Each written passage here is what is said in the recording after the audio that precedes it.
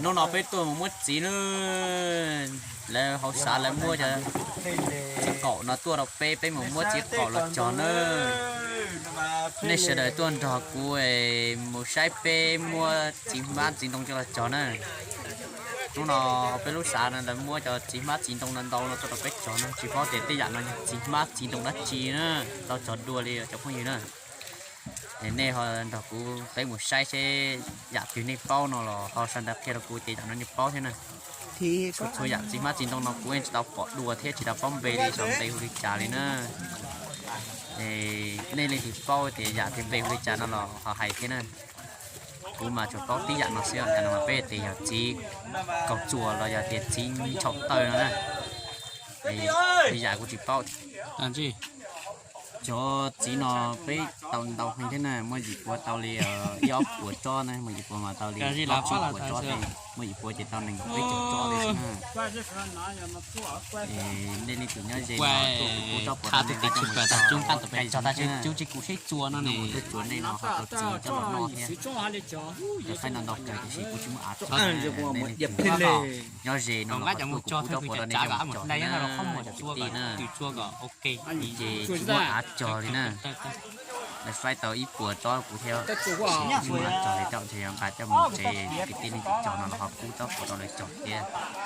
nóอยู่đi chỉ tàu no nó là tàu no thì họ một tàu lấy no thế này để cho nó bé là một say thì bây giờ muốn là chống cười kia chỉ mà cái lối đọt mà tàu trời thế này tàu bỏ đi lên đi cái này nữa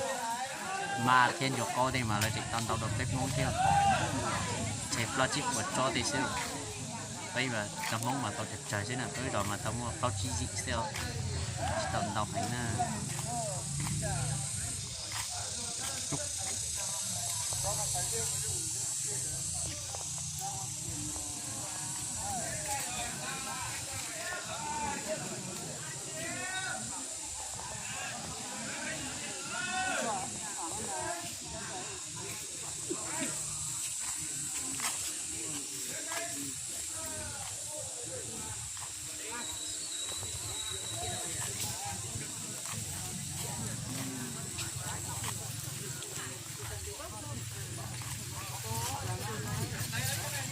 À chị ơi,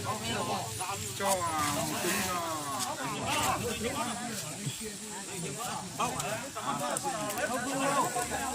chọn thử này. Được không? sát đây kia thì mình chỉ lấy chỉ tiêu của mình đăng ký bao nhiêu lấy mà đấy thôi. Thì mà ta xin này có được không? Xin đi trồng thử xem mình chọn nát thôi. Được không? Nào, trồng cái nào đó. Này một túi này. Bây giờ mới 60 cây thôi.